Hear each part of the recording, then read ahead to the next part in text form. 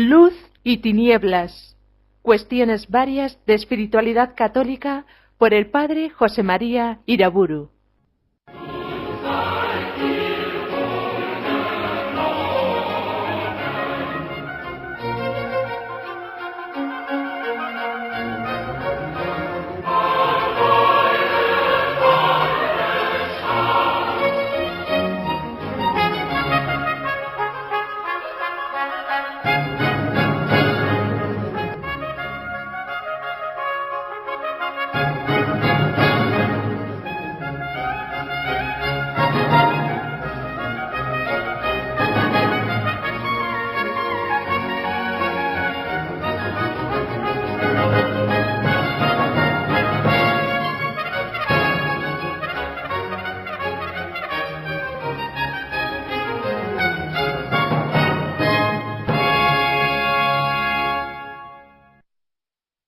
En el nombre del Padre, del Hijo y del Espíritu Santo.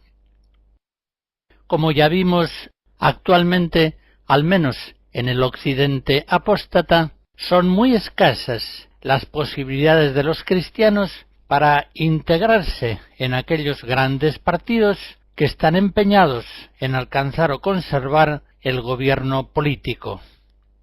Pero esto no significa, ni mucho menos, que los cristianos, aquellos que se sienten especialmente llamados por Dios al servicio del bien común, deban alejarse de las actividades políticas.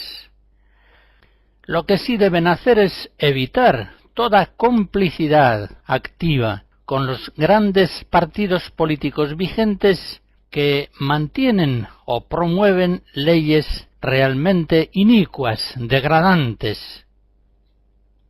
Por el contrario, estos cristianos con vocación política deberán realizar un éxodo cristiano, muchas veces heroico, hacia pequeños partidos de oposición y también hacia la colaboración en obras políticas privadas, asociaciones cívicas, fundaciones, juntas de padres, juntas de vecinos, medios de comunicación, en la prensa, en Internet, blogs personales o colectivos, congresos, campamentos, escuelas, colegios, universidades de verdadera orientación católica, academias que favorezcan la escuela en casa, homeschooling, tantos modos que son muy pequeños en comparación de los grandes partidos políticos, pero que tienen una fuerza muy considerable a la hora de colaborar con Cristo en la búsqueda del bien común del pueblo. De estas dos posibilidades quiero hablar ahora. En primer lugar, de cómo los cristianos hoy pueden realizar un gran servicio político en pequeños partidos de oposición. Especialmente, claro está, cuando logran entre ellos alguna forma de coalición, aunque solo sea en orden a las elecciones. Ya sé que enseguida se dirá que son muy ineficaces, que darles a ellos el voto viene a ser equivalente a echar el voto en la papelera. Se dirá una y otra vez, y en tono despectivo, que se trata de partidos meramente testimoniales. Pero a esta palabra testimonial ha de quitársele toda significación peyorativa. Partidos testimoniales son partidos martiriales, que sirven dentro de sus posibilidades con toda su alma al crecimiento del reino de Cristo en el mundo. Y les sirven del único modo que por el momento les es posible, ya que muchas veces es incompatible con su conciencia la integración en los grandes partidos políticos vigentes, todos ellos en gran medida contrarios al orden natural y por tanto al bien común del pueblo y a la voluntad de Dios providente. En esos partidos pequeños martiriales, estos cristianos políticos no contribuyen a la confusión mental y a la degradación moral del pueblo. Incluso en algunas ocasiones históricas es posible, cuando ninguno de los grandes partidos tiene mayoría absoluta, que la aportación minoritaria de esos pequeños partidos resulte decisiva para la formación de un gobierno y de este modo puedan influir benéficamente en la vida pública en una medida ciertamente desproporcionada a su volumen político cuantitativo. Pensemos, por ejemplo, en nuestro tiempo los casos que en este sentido se han producido en Alemania, en Israel y en otros países, donde pequeños partidos han determinado a veces orientaciones importantes de la política nacional. Sencillamente, cuando el bien común del pueblo se ve duramente pisoteado por numerosas leyes inicuas y cuando la orientación política general se hace perversa, el lugar de los cristianos políticos es el desprestigio, la marginación, la cárcel o al menos los partidos de oposición. Recordemos un texto del Vaticano II en la Lumen Gentium 36 que no suele ser citado con frecuencia. El concilio dice que los laicos deben coordinar sus fuerzas para sanear las estructuras y los ambientes del mundo cuando éstos inciten al pecado, de manera que todas estas cosas vengan a ser conformes a las normas de la justicia y más bien favorezcan que obstaculicen la práctica de las virtudes. Pues bien, este supuesto que indica el concilio hoy se da con toda claridad. La orientación general de la vida política en los estados liberales de Occidente no solamente no favorece la virtud del pueblo, sino que es la política la causa principal de la degradación moral del conjunto de los ciudadanos, desde los niños hasta los ancianos. Es pues el momento de realizar esa exhortación del Concilio Vaticano II. Es el momento de que los laicos, aunque sea en pequeños partidos políticos, coordinen sus fuerzas para sanear las estructuras y los ambientes del mundo que están incitando al pecado. Pero vengamos a una segunda opción de gran importancia para los cristianos que se sienten especialmente vocacionados a procurar con Cristo el bien común del pueblo. Pero vengamos a una segunda opción de gran importancia para los cristianos que se sienten especialmente vocacionados a procurar con Cristo el bien común del pueblo. Fuera de los grandes partidos políticos e incluso aparte o además de los pequeños partidos políticos eventuales de oposición, las posibilidades cristianas de trabajar por el bien común del pueblo son muy grandes y sumamente variadas.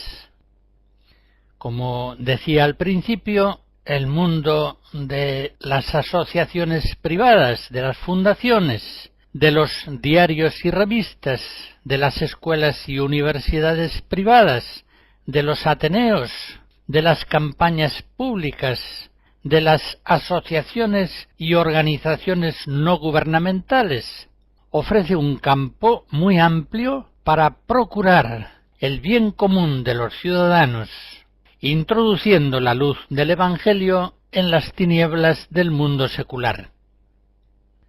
En esos ámbitos, sin cortapisa alguna, los políticos cristianos han de organizar campañas fuertes en favor de la vida o de la enseñanza católica, campañas persistentes, persuasivas, eficaces contra el aborto y contra todo otro modo de perversión social pública.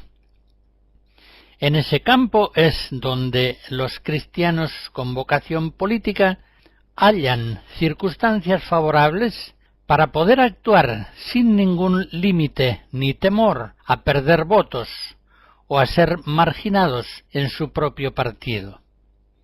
En ese campo, por el camino evangélico único, es decir, perdiendo la propia vida.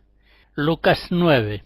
Es como de verdad podrán ganarla para sí mismos y para sus conciudadanos.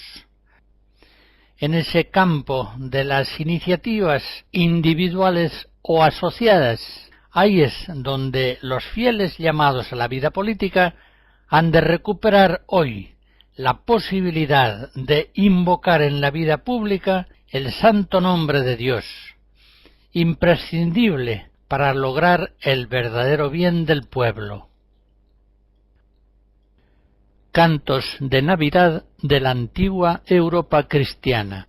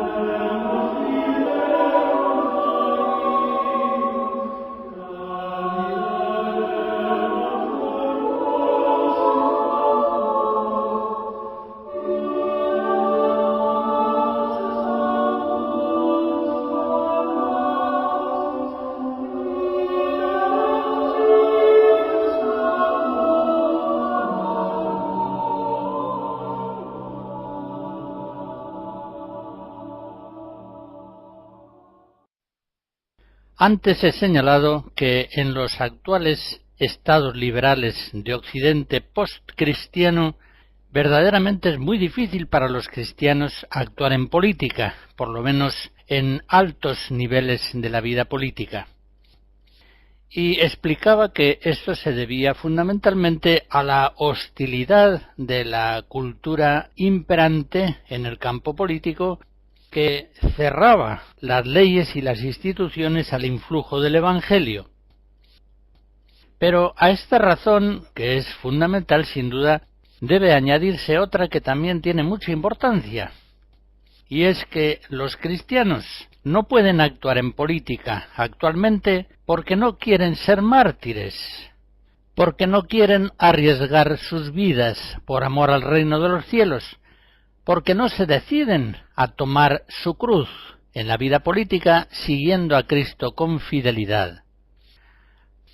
Actualmente, dar el testimonio de la verdad implica un martirio para el cual muchos cristianos vocacionados a la vida política no se sienten capaces, no son capaces.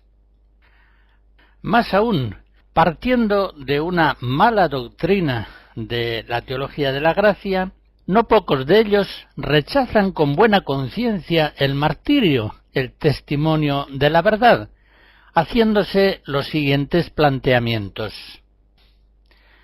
Si propugnáramos tal causa política verdadera, por ejemplo la eliminación de ciertas leyes criminales relativas al aborto, entonces quedaríamos descalificados y perderíamos el poder político o la esperanza de conseguirlo.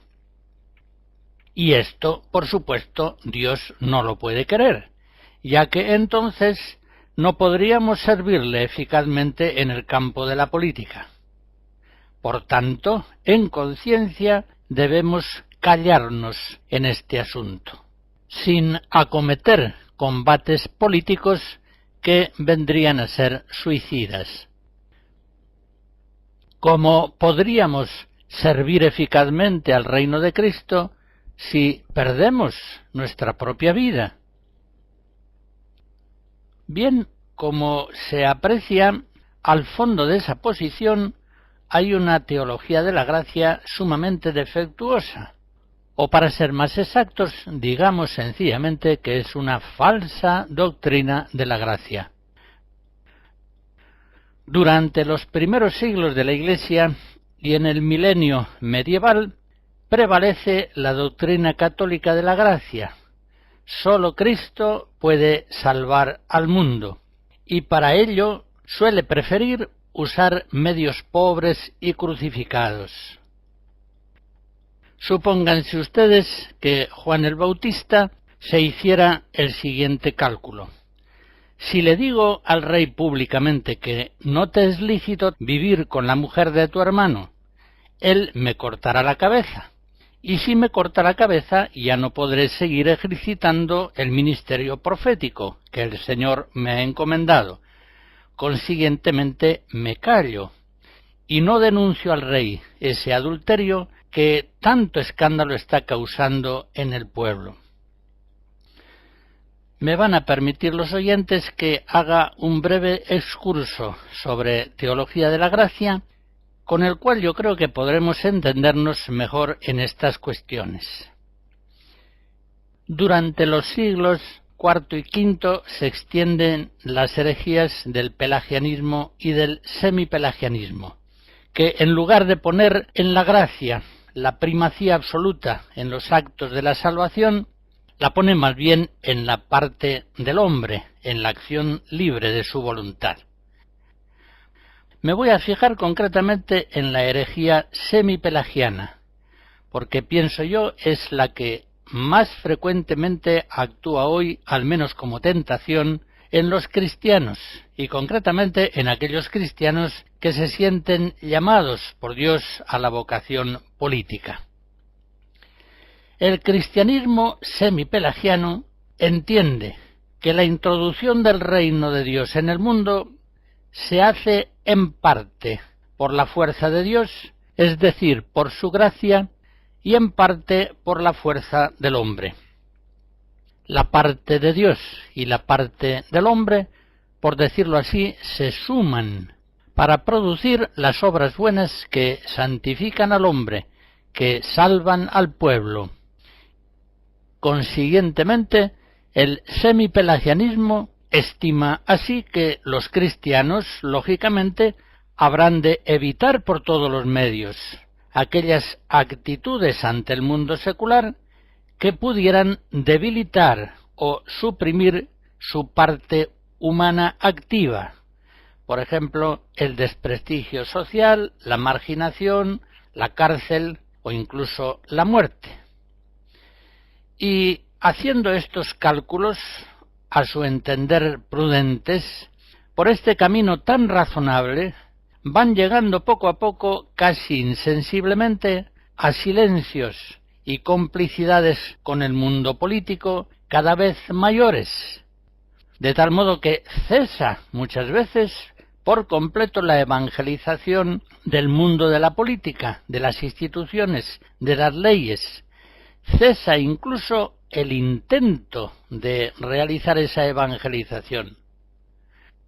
Y así actúan aquellos cristianos que se iban a empeñar en impregnar de evangelio todas las realidades temporales. Apartando la cruz, todo se hace mentira y esterilidad. Pues bien, en ciertos ambientes voluntaristas más o menos semipelagianos, los cristianos que entran en el mundo de la política rehúyen en forma sistemática todo enfrentamiento martirial con el mundo. Concretamente, rehúyen todo aquello que pueda implicar una seria pérdida de votos electorales. De este modo, su presencia en el campo de la política deja necesariamente de ser evangelizadora y no da para Dios y para la Iglesia fruto alguno. Sencillamente, el cristianismo, tanto en el área de la acción política como en cualquier otro campo, jamás ha dado frutos históricos abundantes cuando ha echado a un lado la cruz de Cristo. La cruz de Cristo, efectivamente, es muerte, pero es muerte vivificante para uno mismo y para el pueblo. Hace falta perder la propia vida para ganarla. Hace falta que el grano de trigo caiga en tierra y muera si quiere dar fruto. es el árbol de la cruz, el único que puede dar frutos abundantes de gracia, de salvación para el pueblo. Por eso concluyo, unos cristianos que entren en el mundo de la política tratando de guardar la propia vida, se esterilizan radicalmente para toda fecundidad en orden al bien común de su pueblo. Los males seguirán creciendo ante unos políticos cristianos que no tienen fuerza espiritual para enfrentarlos y para superarlos con la gracia de Cristo Salvador, que no solamente es Salvador de los hombres individuales, es Salvador de los pueblos, el único que puede salvarlos. Pero para ello, en su providencia normal, quiere el Señor servirse de mediaciones de cristianos dispuestos al martirio, de cristianos que estén dispuestos a arriesgar su propia vida, su fortuna, su prestigio, en la búsqueda abnegada del bien común de su pueblo. Es necesario que un hombre muera para la salvación de su pueblo. Juan 11. Aquellas palabras que se dijeron proféticamente de Cristo siguen teniendo actualidad y verdad en el tiempo en que vivimos.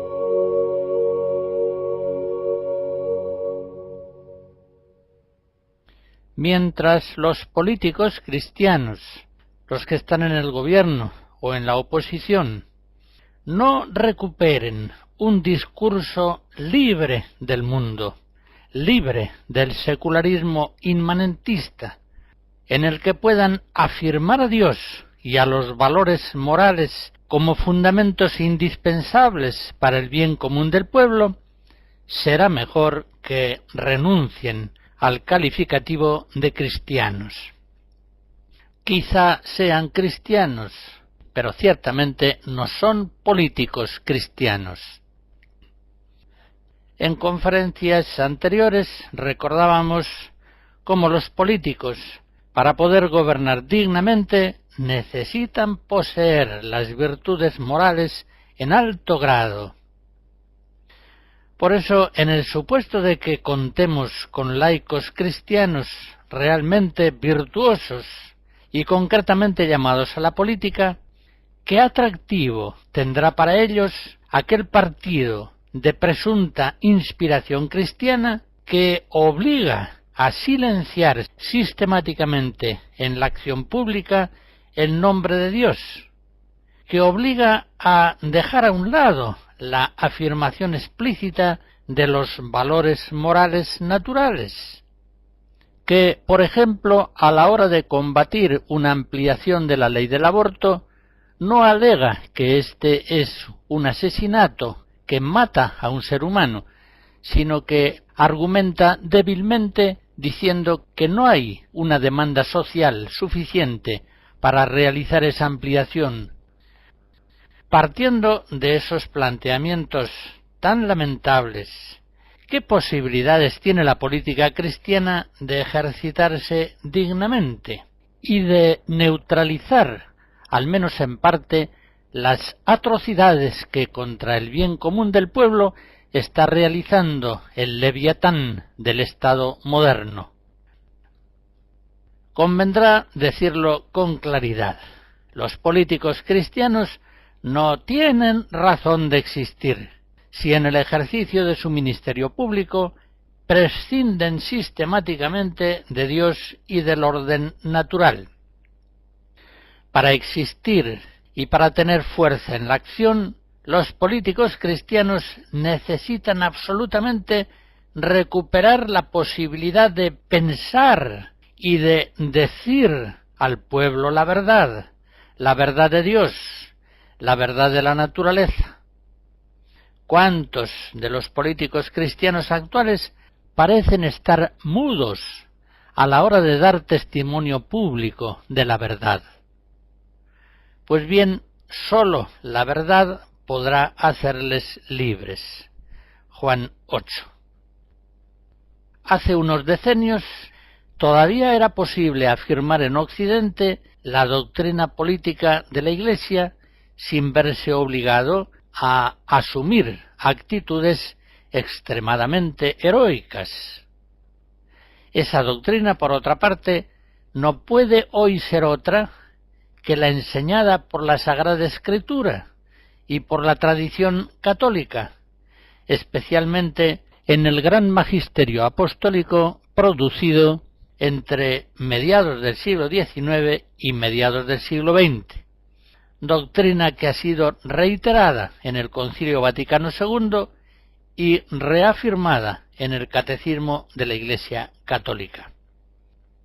Pero por eso, justamente, porque la doctrina de la Iglesia en temas políticos no puede ser otra, no puede acomodarse a los errores vigentes en nuestro tiempo.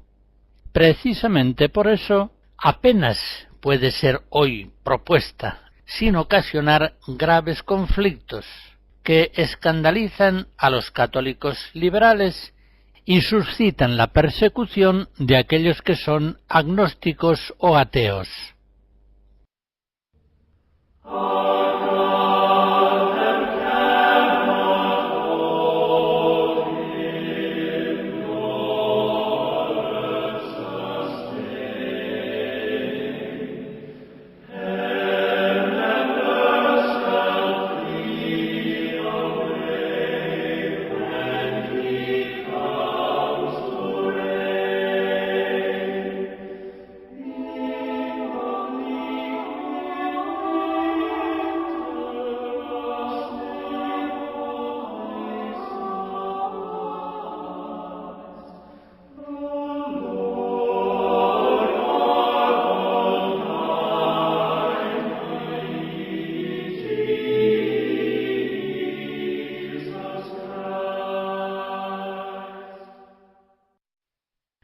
Para terminar estas tres conferencias en las que he hablado de los laicos y la política, voy a recordar muy brevemente 8 intervenciones de Dios en favor de su pueblo, 8 momentos de la historia sagrada. El primero sucede en el año 1000 aproximadamente, antes de Cristo, cuando David vence a Goliat, según lo leemos en el libro primero de Samuel, capítulo 17. El pueblo de Israel se ve oprimido y humillado por el acoso de los filisteos. Un joven pastor, David, se ofrece al rey Saúl para enfrentarse con el gigante Goliat. El rey acepta la propuesta y hace que revistan con su armadura al joven David. Pero éste apenas puede andar con tanta impedimenta bélica encima. Se quita la armadura y, armado simplemente con una honda de pastor y unas piedras, se enfrenta a Goliat, que le desprecia y le insulta. Pero David no se asusta y le responde: «Tú vienes contra mí con espada y lanza y venablo, pero yo voy contra ti en el nombre de Yahvé Sebaot, Dios de los ejércitos de Israel». Ya recuerdan cómo sigue la historia. David derriba al gigante Goliat de una pedrada en la frente, le corta la cabeza, y libra de este modo a su pueblo. Mucho más allá de todo cálculo de prudencia humana, puso en Dios omnipotente y misericordioso toda su esperanza, y el Señor le confortó y le dio la victoria, logrando así la salvación de su pueblo. Un segundo recuerdo de la historia sagrada. Este sucede hacia el siglo VI a.C., cuando los judíos estaban deportados en Babilonia. Lo leemos en el capítulo 2 de la profecía de Daniel. El rey Nabucodonosor pide la interpretación de un sueño terrible que ha tenido, y los sabios de su reino no saben interpretarlo. Pero Daniel, uno de los judíos deportados, se ofrece a interpretarlo, y lo hace así. Tú, oh rey, mirabas y estabas viendo una gran estatua. Era muy grande la estatua, y de un brillo extraordinario. Estaba en pie ante ti, y su aspecto era terrible. La cabeza de la estatua era de oro puro, su pecho y sus brazos de plata, su vientre y sus caderas de bronce, sus piernas de hierro, y sus pies parte de hierro, parte de barro. Tú estuviste mirando hasta que una piedra desprendida, sin intervención humana, hirió a la estatua en los pies de hierro y barro, destrozándola. Toda esa estatua grandiosa, prepotente, terrible, se vino abajo en un instante, golpeada por una piedrecita desprendida del monte, sin intervención humana. Recordaré también una tercera intervención de Dios en favor de su pueblo, en el siglo VI a.C., cuando los judíos estaban sitiados por los asirios en la ciudad de Betulia. Lo leemos en el libro de Judith, en el capítulo 8. Los judíos estaban sitiados en una ciudad llamada Betulia, que los escrituristas, por cierto, no han podido localizar. En el libro de Judith se nos narra que los hijos de Israel clamaron al Señor su Dios, pues habían perdido el ánimo al verse cercados por sus enemigos sin posible escape. Después de más de un mes de sitio angustioso, el pueblo exigía a sus jefes que hicieran la paz con los asirios y que entregasen la ciudad. Una joven viuda, Judith, mujer de fe y de esperanza, elegida y enviada por el Señor para una misión grandiosa, absurda si fuera considerada solamente por la prudencia humana, al saber que los príncipes de su pueblo iban a entregar la ciudad si en unos días no recibían socorro de fuerzas aliadas, se presentó ante los príncipes de la ciudad y les dijo: ¿Quiénes sois vosotros para tentar a Dios, los que estáis constituidos en lugar de Dios en medio de los hijos de los hombres? ¿Pretendéis poner a prueba al Dios omnipotente? De ningún modo, hermanos, irritéis al Señor Dios nuestro, que si no quisiere ayudarnos en los 5 días, poder tiene para protegernos en el día que quisiere. Los príncipes prestan oído a la viuda Judith, y ésta, después de haber hecho oración y ayuno, va, acompañada solamente de una esclava, al campamento de los asirios, donde corta la cabeza a Holofernes y devuelve la libertad a su pueblo. Un cuarto acontecimiento de la historia sagrada, que se produjo más o menos entre los años 330 y 170 a.C., la resistencia y el levantamiento del pueblo judío contra la fuerza paganizante griega de los seleúcidas invasores. La crónica de estos sucesos la encontramos en el libro primero de los Macabeos. Uno de los generales que heredaron el poder político del conquistador macedonio Alejandro Magno invade Palestina, la tierra de Israel.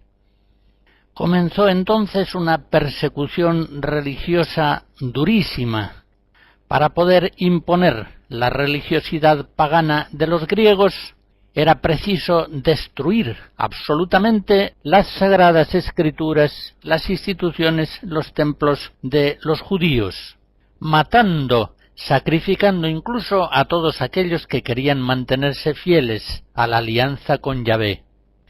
Y a ello se aplicaron encarnizadamente las fuerzas invasoras. El Señor, en el día y en el año que su providencia había señalado, suscita a Matatías.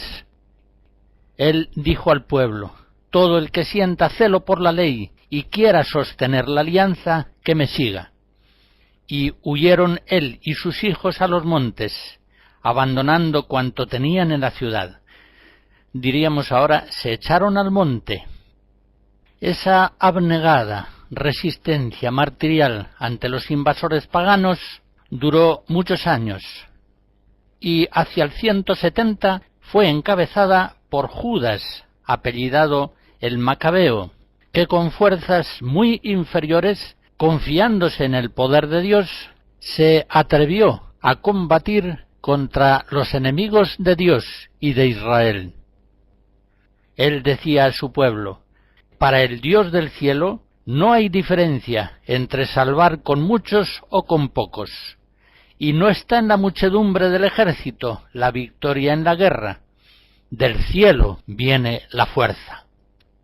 Gracias a estas luchas heroicas, en las que había que tener esperanza contra toda esperanza, Israel logró la independencia y creó una nueva dinastía, la de los Asmoneos. Dando un salto grande en el tiempo, encontramos un quinto acontecimiento de la historia sagrada en el levantamiento de los campesinos católicos de La Vendée, en el noroeste de Francia, en 1793. Dejo ya la Biblia, pero continúo considerando momentos de la historia sagrada, pues si sagrada fue la historia de Israel, más sagrada es todavía en la nueva alianza la historia de la Iglesia.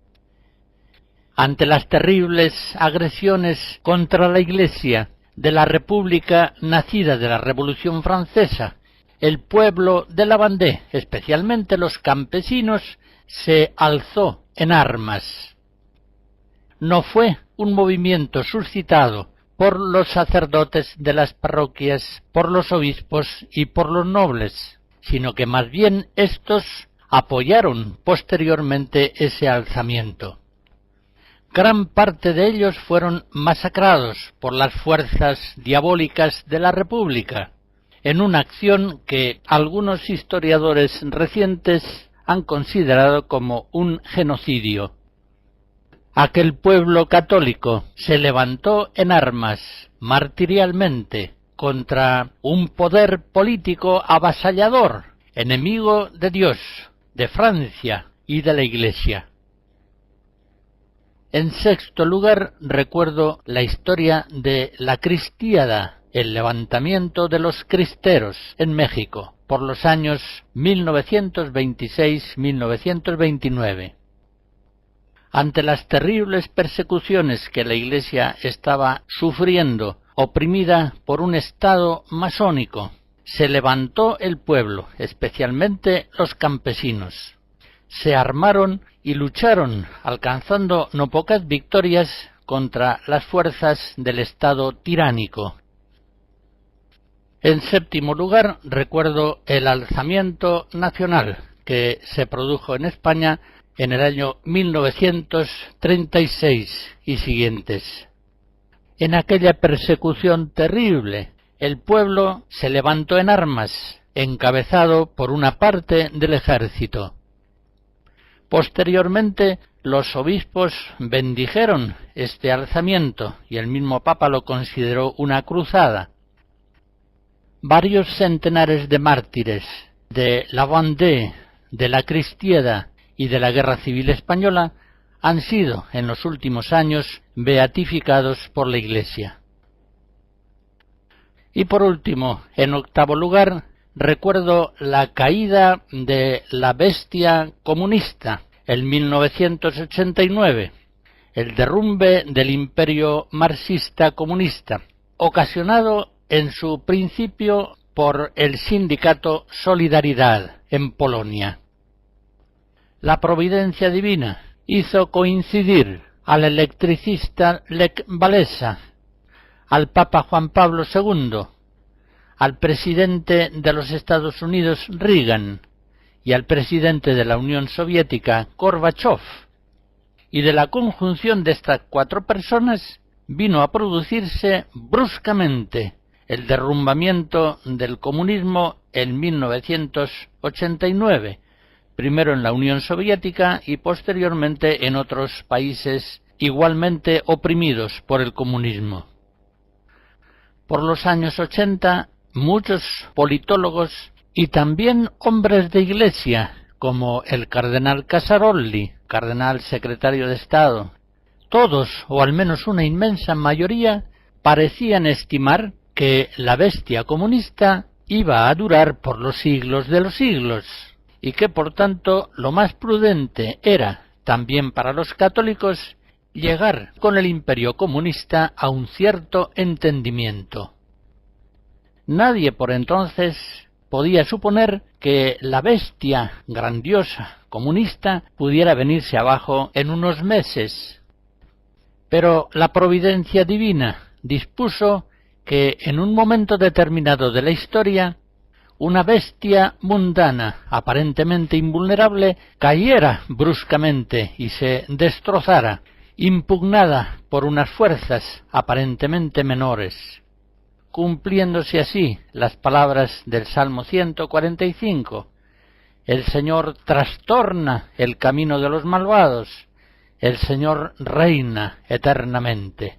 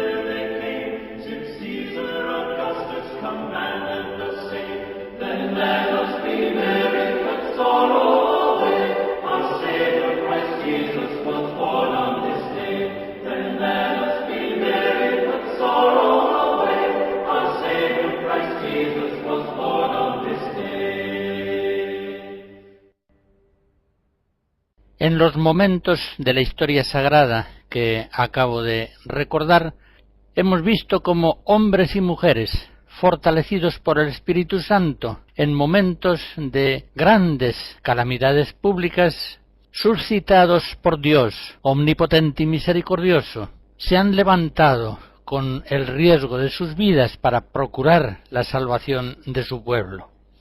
Han cumplido con su deber, porque en lugar de ser hombres de poca fe, creyeron y esperaron que aquello que era imposible para los hombres era posible para Dios. Se han atrevido a imitar al crucificado, que entregando su vida en la cruz logró la salvación de su pueblo. Occidente descristianizado sufre hoy una inmensa avalancha de males. Esta era la expresión que empleaba Pío XII en la encíclica Summi Pontificatus de 1939, escrita en el año primero de su pontificado. Avalancha de males. Hoy efectivamente se da una multiplicación aterradora y siempre creciente de abortos, divorcios, criminalidad, pornografía, guerras, violencia, terrorismo, enfermedades mentales, suicidios.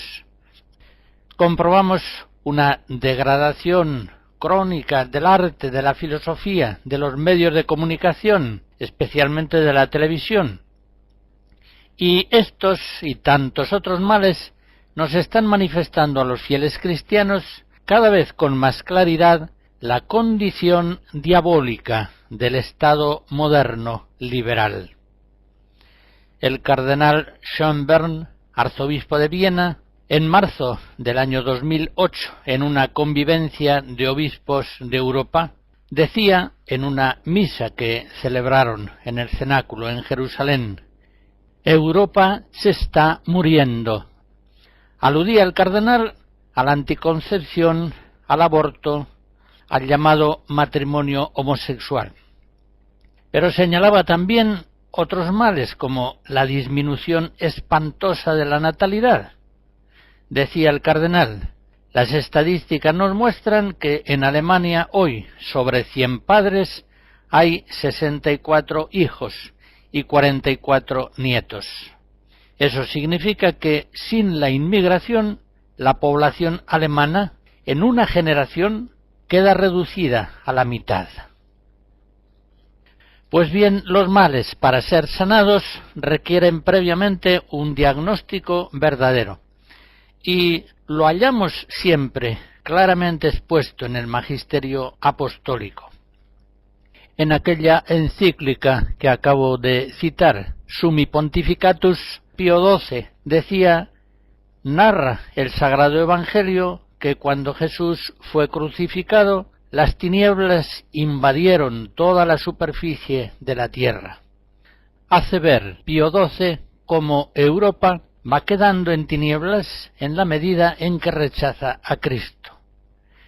Y sigue diciendo: debilitada y perdida la fe en Dios y en el Divino Redentor, y apagada en las almas la luz que brota de los principios universales de la moralidad, queda inmediatamente destruido el único fundamento de una paz estable en el que se apoya el orden de la vida privada y pública. Un diagnóstico semejante lo encontramos en Juan Pablo II, en la encíclica de 1993, Veritatis Splendor.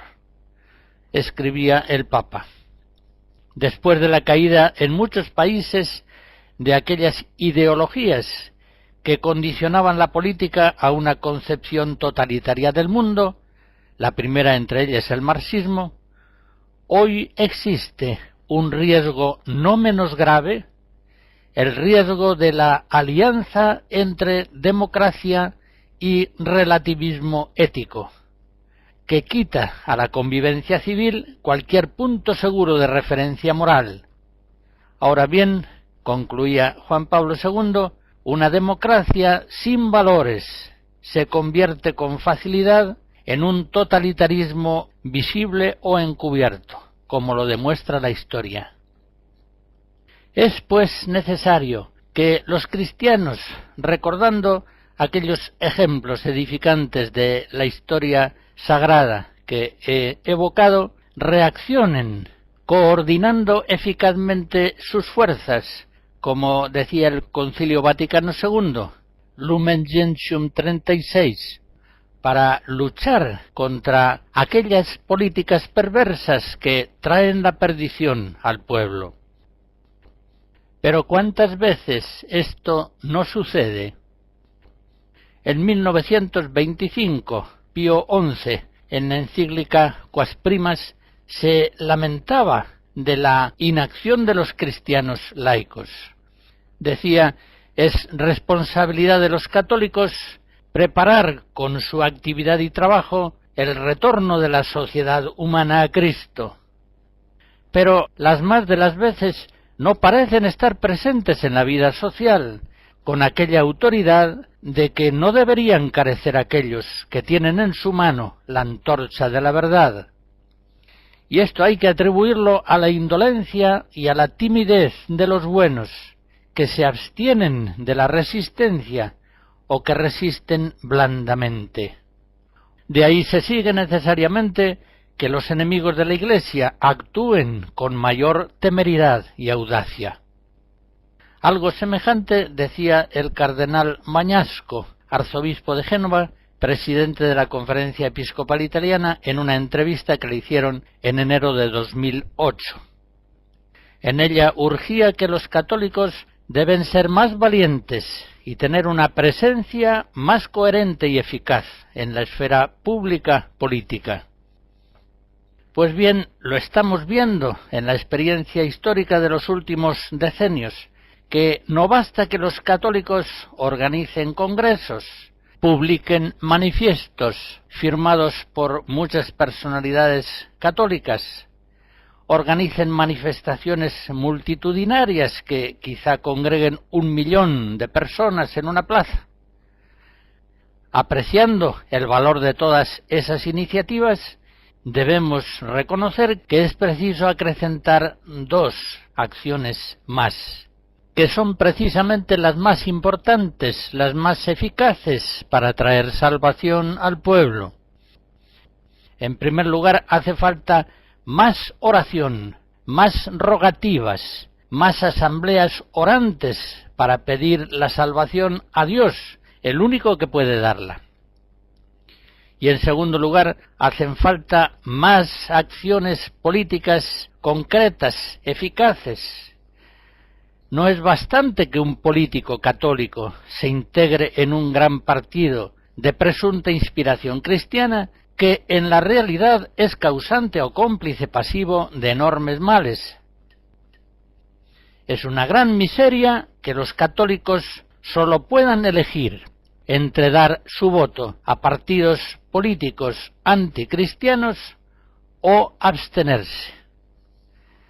Va siendo hora en el occidente cristiano y concretamente en España de que surja un partido político capaz de acoger honestamente el voto católico, o mejor, varios partidos que, aunque sean pequeños, se unan en coaliciones electorales para poder conseguir representación parlamentaria, y que hagan valer el voto católico donde realmente se gestan las leyes y la vida política del pueblo. Esos pequeños partidos políticos no se avergüencen de su propia pequeñez. Muchos de los partidos que hoy son grandes, en un comienzo fueron muy pequeños, pero sobre todo recuerden aquello de Judas Macabeo. Para el Dios del cielo no hay diferencia entre salvar con muchos o con pocos. Del cielo viene la fuerza. La bendición de Dios Todopoderoso, Padre, Hijo y Espíritu Santo, descienda sobre ustedes y les guarde siempre. Amén.